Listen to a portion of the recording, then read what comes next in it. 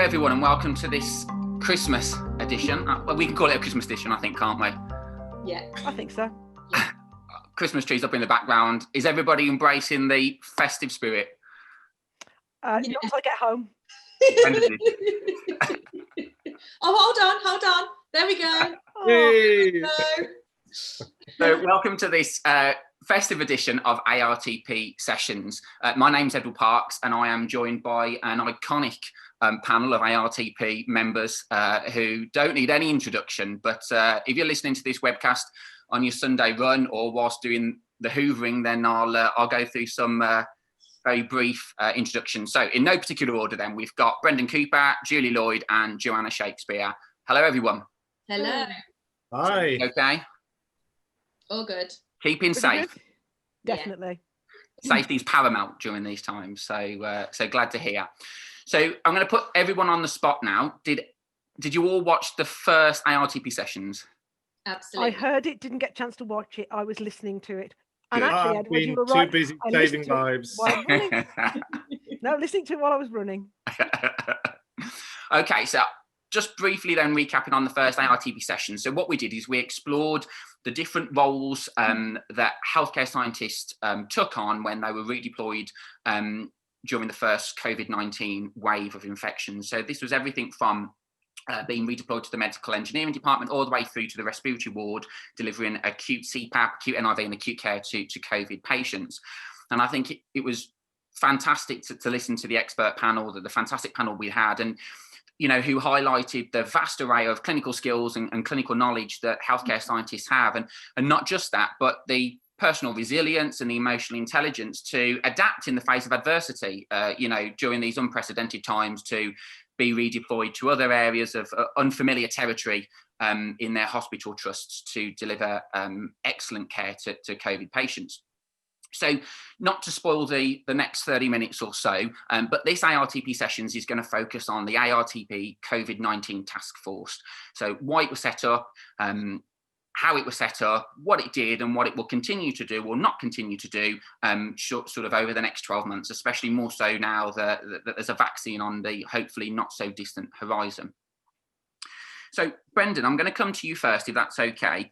So I started to, I suppose, be more aware of COVID-19 from watching the news mid-February, late February. When did you get that feeling, or maybe didn't get that feeling, that it was going to be something bigger than just a localized virus outbreak in a handful of countries? Yeah, I mean, I was skeptical at the start in the first reports, thinking, oh, this is kind of media hype, it's gone beyond Christmas. Let's get the media interested in some sort of news from China. And the year before, I'd been involved with, or still involved with, a study in China where we trained GPs to do spirometry in the community and look for COPD. And I'd been regularly connecting with them and having training and little short teleconferences like this, just to find out, how things were going, how the study was going.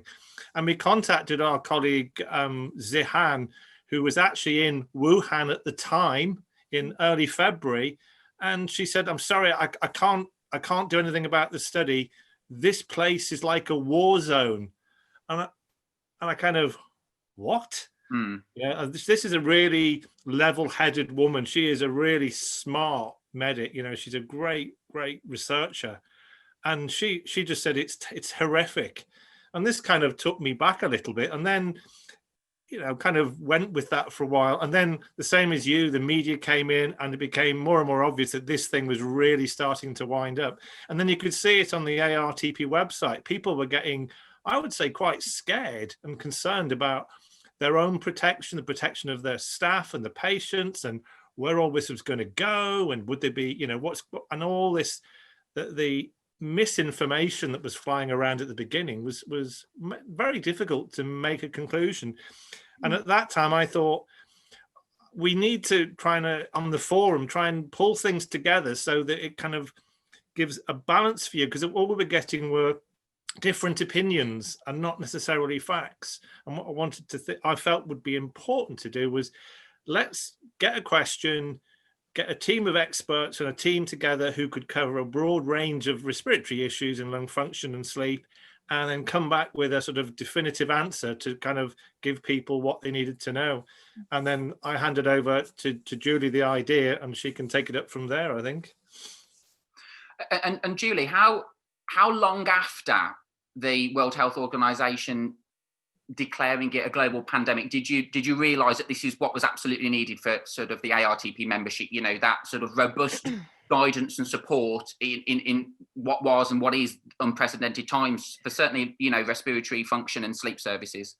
I think given the volume of traffic that was already appearing on the forum, even prior to the World Health Organization declaring it a pandemic, I think several of us, people here as well, were very aware that actually this was much more than we'd seen with perhaps the SARS in 2002 and the MERS outbreak in 2012, that actually we were already thinking we probably need to do something now. And I think that was almost the trigger for it. So we, within a few weeks after that, I think certainly probably about a week to 10 days after that, had our first group meeting and invited people to participate in the forum.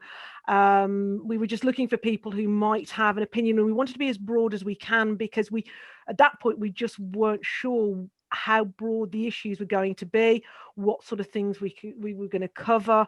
Because from my own perspective, we, towards the end of, as soon as the WHO declared it a pandemic, we stopped service, but we weren't, I think other services carried on throughout the pandemic. So there were still questions to be answered at that point. And as Brendan has alluded to, we felt it was important, as the questions were coming up, that our members weren't having to plough through a whole number of conflicting ideas, all very good. And actually they were pointed in a direction where the ideas were coming together as one cohesive response. And at this time, were there any patterns or sort of main trends in the types of questions that were coming through on the forum? Were they sort of more sort of orientated around lung function, sleep services? You know, Jo, I know that you were redeployed to the respiratory ward, and obviously, you know, acute CPAP, acute NIV. Was there any sort of pattern at this point which I suppose allowed you to guide what would be the first set of guidance that was produced? From my perspective, most of the questions were coming from lung function. I think because initially COVID was seen as a purely respiratory disease, which we now know is not the case. The first questions were, is everyone still testing? Who's doing what? And then the $10 million question, PPE, that became, for a lot of people, the big issue, because there was the conflict between, lots of people felt that lung function had the potential to produce AGPs, not the procedure itself, but its potential to generate cough. But they were being told by people at higher grades and above them that actually it wasn't the case, because we were being advised that it wasn't an AGP. So there was that dichotomy between those two positions, and we've got a fifth member of the group, the dichotomy of those two and the query about, well, what do I do about this? How do I convince my line managers that I need that level of PPE to keep me safe? Jo? And Jo, do you want to share some of your experiences about how you manage that balance between AGP, not an AGP, and sort of balancing the right level of protective equipment for your staff? Yeah, so I obviously we were in a difficult position because rules were saying one thing, PHE was saying one thing, obviously professional bodies were saying something completely different. And I think it all really depended on your own infection control team and your relationship with them. And I took the decision quite early on, having been on the ward as well, and seeing how fear around PPE and fear around catching COVID was really driving the anxiety, that we would use full PPE right from the start. And we were very lucky in that we did have at all times sufficient amount of PPE for us to be able to do that with the low level of activity that we were delivering during the first wave, the real peak of the first wave. Okay, brilliant. So I suppose we've touched on this slightly already, but the task force is a great example of professional social mobilisation and bringing together our profession to work together to try and work through this, huge issue together. Julie, Brendan, what did you envisage the task force to do, or were you in a position where you were just going to see what happened? Was there any sort of plans at the start? And I think sorry, Julia, go first. I think it was reactive rather than proactive. I don't think we had a specific agenda. Initially, it was to start fielding a lot of the questions that were coming through on the forum. Subsequent to that, and I think Brendan led a great deal on that, and I'll let him speak more about that, it was felt that we needed to start having a position on various aspects, and it sort of links in with what Joe was saying, is that you had Public Health England saying one thing, Trust saying another thing, and there was nobody saying that's one argument, this is another argument. Actually, this is what we're recommending to our membership to keep them safe and ensure that they can keep their patients safe as well. So that probably for me became very quickly, after we cleared most of the questions, the driving ethos behind what we wanted to do, some clarity for ourselves. And subsequently, you know, from the uptake from other professional organisations such as the British Thoracic Society and the Primary Care Respiratory Society, other organisations wanted to be associated with the work that we were doing. Brendan? I think that was the sort of first phase, and then the membership on the forum realised that, well, hang on, we're getting good answers here. We're getting informed, knowledgeable, considered facts and kind of strategy. And then the mood changed almost, and then they started asking things about what kind of FIO2 do you need for NIV, and then all the experiments started from a variety of, I think there were about 7 centres submitted data, and that first paper about FIO2 was incredibly important because it set a scene that not only ARTP members got, but BTS members, and one of, might come on to it later, but one of the most proud moments was, I think it was about 2 weeks or a week after we'd submitted the FIO2 data, I got personal emails from consultants in hospitals around the country saying, thank you, ARTP. This information has been so practical and helpful. We've saved lives. And it was like, oh my God, didn't really expect to do that. Just thought we'd, have something in the background people could refer to. And then that set a scene that it was an expectation that this ARTP forum was now going to provide information. And then we got into the many, many documents about PPE and aerosols, and it just grew and grew. And at the same time, we've been working with the British Thoracic Society, the British Sleep Society, the Sleep Alliance, and they developed some guidance for ordinary CPAP users at home because they were a bit concerned. And then suddenly the ARTP's profile raised and became, head and shoulders with all the other organizations, if not even more important at that time. It was fantastic to see. Absolutely, and we will come on to it later about the sort of the proud moments and of the group and what we've achieved. Just touching on the FIO2 document, that is a brilliant example of how sort of, I suppose, benchmark scientific testing actually translate really well into sort of delivering care to patients. And Joe, you were involved in that. Just briefly talk to us about how you approached the testing and what you found difficult or what you found relatively straightforward to do. To be honest, it was my favourite part of the first wave of COVID, to be honest. It was proper science, and I felt like I'd gone back to school and we were there taking apart lung function equipment that wasn't being used, getting back to basics. Unfortunately, I didn't have an analyzer that I could tweak the span and all that I would have really liked to have been able to do.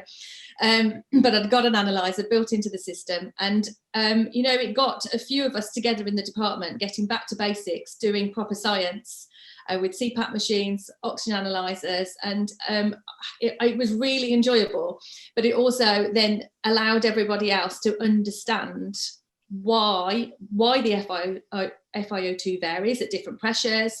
It gave us really good information then for when our critical care team came down asking us specific questions about our ventilators, if they could have them, what FIO2 levels they could achieve, and we'd actually got data that came from our equipment, which I think was really useful, and it demonstrated to them that we were already ahead of the game as a respiratory physiology department, and we'd got the answers to the questions that they needed before they even knew that they needed those to answer those questions. So yeah, I think it was really good getting back to doing good, proper science.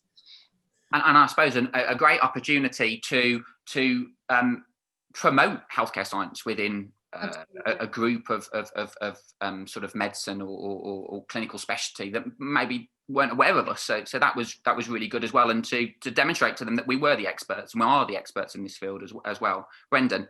Yeah, Joe, you just kind of triggered. I recently watched Apollo 13, the film, where they had to cobble together this sort of filtering system, and it felt that was a bit like what all the labs were doing. You know, we're getting a CPAP, an IV machine, and we're altering all the. And it was that kind of, as you say, very basic science, which is what we're training our STPs and HSSTs to do in the future now. Not to just do a specific test, but to go out in the dark and take it down to basics and start it again. It was a brilliant experience. And just thinking about the fact that there is an oxygen analyzer in that computer, that, you know, it's just a lung function machine and you press a button and it does things. There's actually an oxygen analyzer in there. And by taking this out of the wall here and pulling this apart, you've got a tubing that links directly to that oxygen analyzer, and you can read that data and stuff that people, more junior members of staff, probably had never even contemplated before. You know, they wandered into my office at one point and my desk was disappeared under piles of filters and machines and bits of tubing, because we were having a go and seeing, well, how does this work? Well, how do we need to change this to make that work? And it actually, from a local perspective, pulls the team together as well, because you say, this is a problem. Any ideas? Come on, let's all. And it really was enjoyable from the team. And one of the nice things was it took their mind off. Joe touched on it earlier. People, they were frightened, they were anxious about going to war, but this was something that they all felt much more comfortable in and having a go at. So it was a really positive thing as well.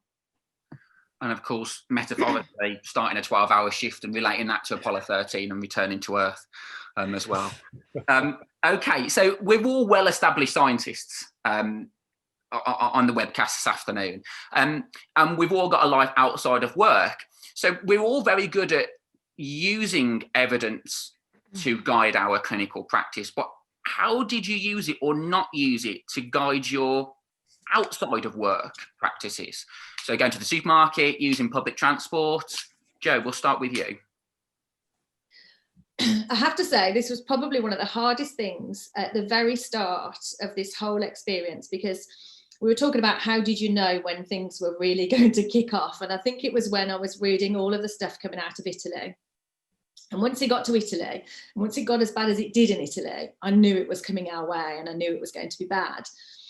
And working then in medicine, working in respiratory, that it was going to affect us and all the worries and concerns about that. And then coming home to a household that does not work in medicine. No one has ever worked in a hospital in my household, in my family, and trying to get them to understand why I was as anxious as I was. I remember being told several times, don't worry about it, it's all going to be fine, it's not going to be as bad as you think it is. And me trying not to give over how anxious I was and worry people, but also get people to start to think you need to take this seriously, because I know it's coming and I know it's not going to be very nice for everybody.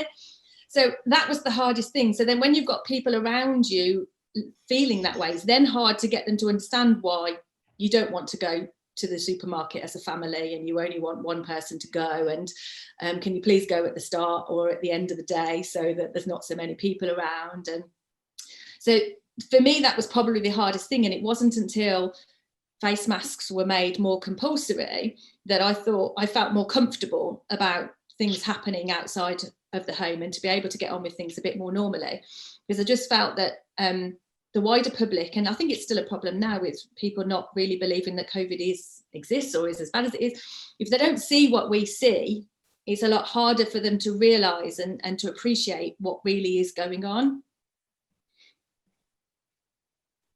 Same question to you, Julie and Brendan, either individually or as a collective. So for me, I mean, traveling didn't affect me because I'm not very green and I really apologise, but I drive to work every day because of where I live. So that I was in my own little bubble. Shopping, on the other hand, I'm with Jo on this. I found that incredibly stressful and difficult. And then I would find it challenging because inside my little voice is screaming, get away from me, keep a metre away, keep 2 metres away. Why haven't you got a mask on? And I follow I'm, as you probably know, if you know me well enough, I'm a rule follower, and there'd be rules and there'd be other people not following the rules. So the whole experience became so stressful. I didn't want to go shopping. I can see very easily how people slip into a position of not going out because it's just too stressful to do that. And a little bit like Jo, although at home it's very easy because Brendan and I will talk about things. I think my family were constantly, I was expected to be the oracle. Once it really kicked off, the oracle, what do you think about this? Is it really as bad as they say it is? And everybody I bumped into who knew what I did, the first question was, is it really this bad? And, you know, I mean, most recently I had my aunt who is into her 70s. So if the vaccine becomes available and they offer it to me, do you think I should take it? And that's quite a lot of pressure to put on you because vaccination, I mean, my position on the vaccine is, yes, please do take it. I have a bias towards the Oxford vaccine because I'm on the trial, but it's quite a big ask to people you love, expecting you to give them the advice to keep them safe. So I found that aspect of it really, really hard. Brendan, you're a lover of public transport. Not anymore. Don't mention West Midlands Railways to me. I completely realised once we knew that it was an aerosol-driven infection, I put my train pass away, and then I've been getting up at ridiculous o'clock, driving in because you have to get into work early to get a car park space. It's absolutely changed my life on its head. But it's great because that actually buys you time to write documents and papers and other things like that. So I've completely changed my commuting. We got a really bad shock. We thought the first time, NHS, Sunday morning, go to Tesco, you'll all be looked after. We queued up 1 metre apart outside, all NHS chums, and we went in and we shopped, and then we got to the till and no one had figured out that they weren't going to open the tills for an hour. And so we all queued up and had more exposure to the virus than we ever would have done if we'd stayed anyway. So that didn't go well. So yeah, I'm continuing to drive every day in this sort of bubble, and every intention of doing that until the vaccine hits in and I can hopefully get a reliable rail service as well. That would be nice. And I had a difficult situation with carrots in Aldi, but that is for a different webcast. So see, no, you can't leave that one hanging there, Edward. You can't mention you, carrots and Aldi, and just leave that. Sounds like a Christmas story. So I remember one shift and turning on my emails, and there was a vast amount of information that came through from the ARTP COVID-19 group, from lung function testing all the way through to ventilators. So to each one of you individually, what did you use the information off the forum for? Was it for the delivery of acute care on the wards? Was it for the continuation of outpatient cancer services? How did you use the information? I don't mind starting. So lots of different ways. So with regards to cessation of services, I suppose to begin with, we had a little bit of difficulty with getting people. Everyone was very busy, and so senior management to try and get them to actually say, yes, you can stop your services was quite difficult. And I think that was mainly around the fact that they were busy planning for everything else that was happening more than anything.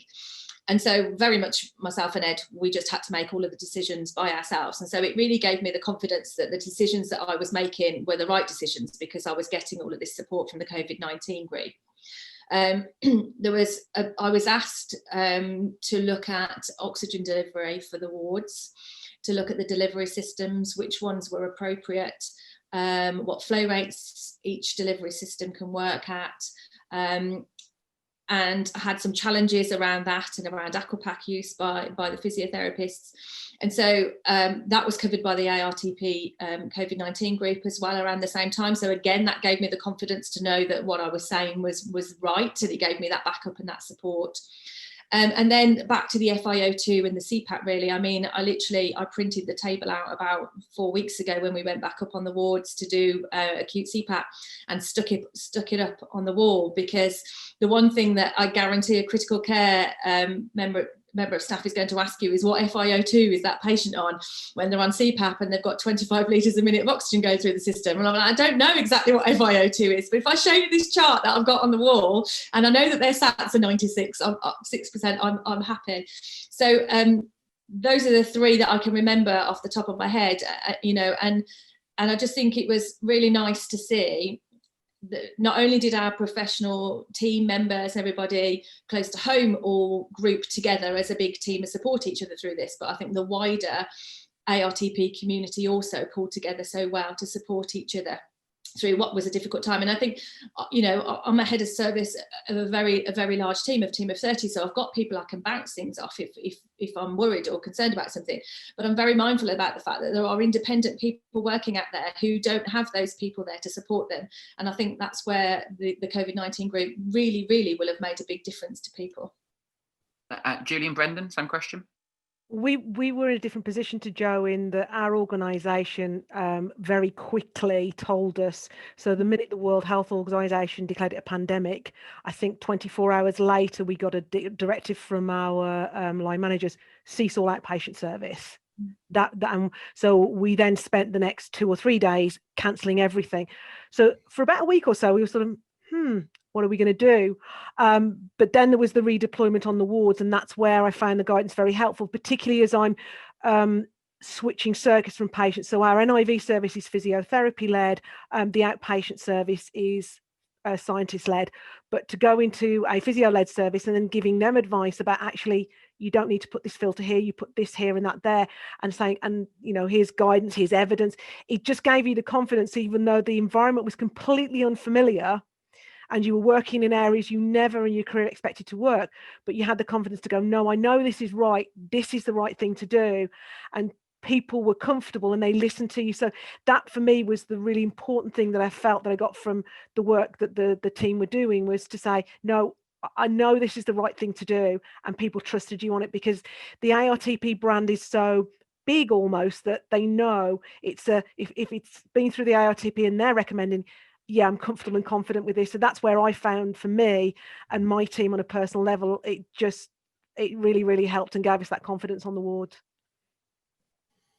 And I had a different experience again, in that, again, the same organisation closed down outpatients, but we were on standby, not actually doing an awful lot apart from the odd blood gas on the ward and assisting with a few NIV patients, non-COVID. And then all the stuff we'd done about FIO2, the trust had decided that the only CPAP use would happen. In fact, they didn't use CPAP, they used NIV in intensive care. So all the stuff we'd prepared for everybody else, we didn't actually use. So it was a bit frustrating.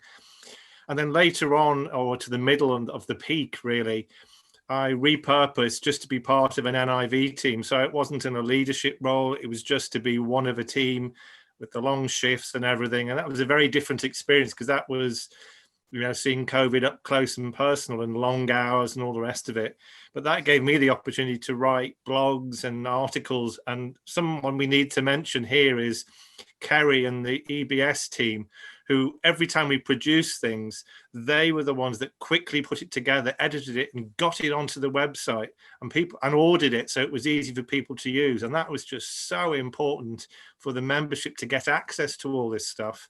And I don't think they got enough praise for that, because they, as ever, play in the background, even now. Yeah, completely. I'm sure she's there somewhere, Kerry.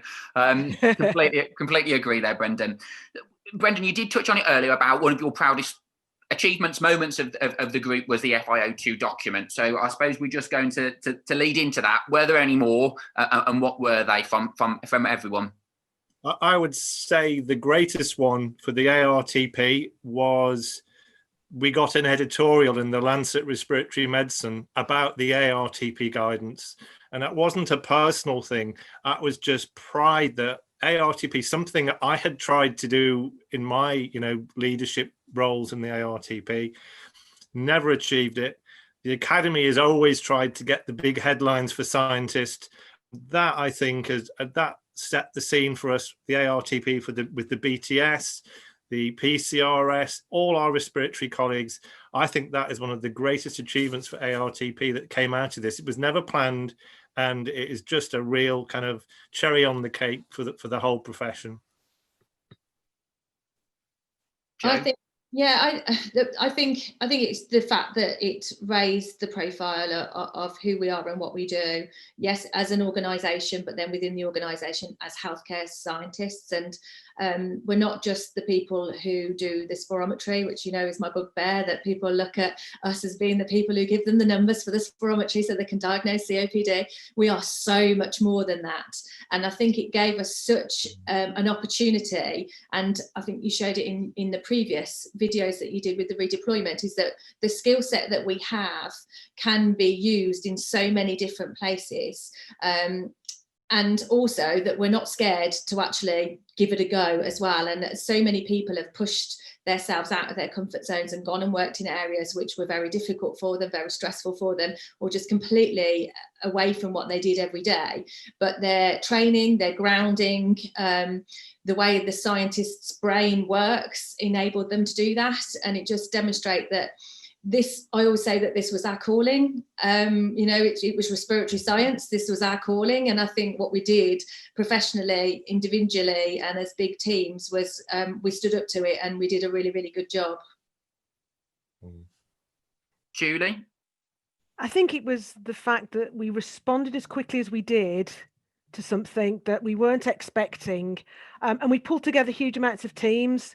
BTS wanted to work with us and share with us because they could see the work we were producing had an impact not just on respiratory and sleep scientists, but it was really applicable to people like the BTS and their members. And I think I was really proud of the fact that we worked closely with other professional bodies to the point where they wanted access to our forum so that they could pose questions, because they knew that we were going to give them answers that they could trust. And I think finally we got the recognition, as Joa said, we're not just people who measure FEV1 and tell you whether they've got airflow obstruction, or we do a bit of blowing test here. We're so much more than that. We are scientists, and we form equal partners with all of the other healthcare professionals across the wider respiratory team.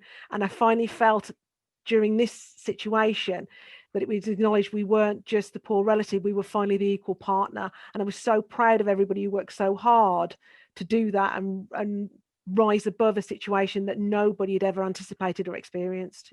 It was unbelievable. Yeah, I completely agree. Thank you. So I've slightly adapted and changed the last question from the brief. So sorry if I'm putting everybody on the spot. What do you think, or how do you think COVID-19 will continue to change the way in which we will deliver our services? Do you think that things will go back to normal next year now that there is a vaccine available? Or do you think that we will still continue as we are for many years to come? Brendan? I'm afraid normal left the building in early February and is never coming back. I mean, this kind of podcast, the way we've all gone over to remote meetings and not having to travel as much, but it makes being able to move things on so much more easy now for the profession. But also the way that remote monitoring of patients on CPAP and NIV and much more working away off the hospital site is becoming the norm. That's changed, and that's changed for good. A lot of these things were waiting in the wings, and COVID and what happened was almost a catalyst for enabling them to bed in and take place. And managers and people weren't protecting their own sort of areas. It was, let's do what's best. And I think that's what we've learned, and that's what we're going to go on doing. It's never going to be normal again. It's a completely different world, and I think it's going to be better. I think if you looked at your numbers, far more efficient and effective, even with the constraints of PPE and flow through of patients in our departments. It's put us into a different gear, all of us. It's been incredible. Julie, your experiences or your thoughts?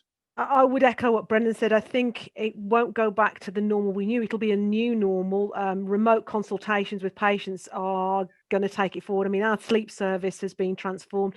Things we were desperate to get up and running and effective, such as remote monitoring, in a blink of an eye. Yeah, you can have this, you can have that. So that will change what we do, and I think it will change our role a lot. I think they've realized that actually we can do so much more, and I've never been more proud than I am now to be chair of the organisation, because I think, as Joe said, this was our time we really shone, and I truly believe now we will just build on what we've done to take the services forward and implement the change. I think we've done so much work to change the service that I think progress is key.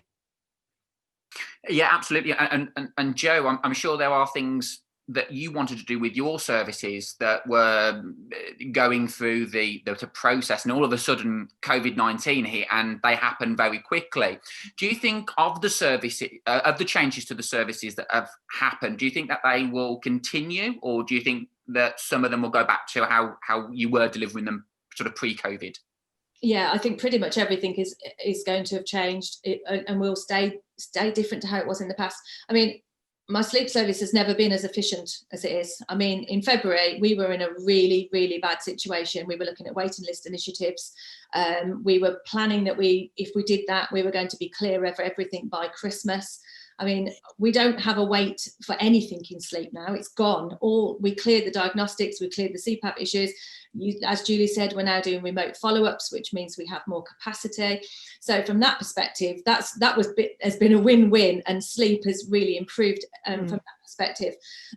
Yes, we're down about a third in capacity for respiratory by the time you do your cleaning and your PPE. But I think it's manageable because we work a little bit differently now. We screen referrals for making sure that they are appropriate and that we're only doing tests when we really need to do tests. And then the other thing I think it's made us all aware of, and this was touched on by the COVID-19 group quite early on, is about infection and infection control. I think we've probably been quite blasé in respiratory physiology for quite a long time. There's quite a lot of nasty respiratory bugs that I probably wouldn't have wanted to get, that I probably could have with the way that we did things in the past. And so I think it's made us all a bit more mindful about infection control. And some of the things that we do might never go back to how they were before, because they are a bit more high risk, and we probably just didn't realise how high risk they were in the past. And so we'll probably step things down, but maybe never right the way back down to where they were before. And sort of from everyone who's just commented, I've written down the word technology because it's the association of respiratory technology and physiology. And I suppose I always enjoy the physiology, and I don't necessarily maybe hear a lot about the technology, but this is an absolute classic example of where we've really embraced technological advances to deliver remote clinics, using the remote capabilities of ventilators and CPAP machines to achieve, we've gone from a very inefficient service to a very efficient service now. So that's a really interesting, important point as well. I think for me, what it's done is it's really instilled the supportive nature of ARTP and how, through that supportive network, we've really empowered confidence within our membership as well to stand up, to go above and beyond, and to deliver excellent high quality diagnostic and therapeutic care during these unprecedented times. So for me, absolutely fantastic, the ARTP COVID-19 Taskforce. It was definitely needed, and it was absolutely worth it. So thank you. So thank you ever so much to all of our panel, Julie, Brendan and Joe, for your time this afternoon. If you are listening and you've liked it, then please hit the like button. Of course, we like to see those numbers increase. And if you have liked it so much that you would like to watch another one or listen to another one, then please hit the subscribe button as well, because we have got more in the pipeline to be recorded. So Merry Christmas to everyone. Keep safe and keep going. Thanks ever so much. Bye-bye. Thank you.